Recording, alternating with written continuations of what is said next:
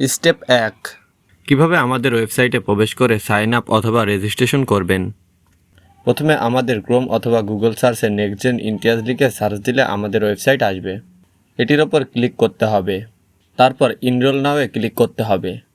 এরপর কার্টে ক্লিক করে আপনার কাছে এরকম একটা ইন্টারফেস আসবে। তারপর রেজিস্ট্রেশন নাওয়ের ওপর ক্লিক করতে হবে। তারপর আপনাদের ডিটেলস দিতে হবে। First name, last name, user name, Gmail password, confirm password.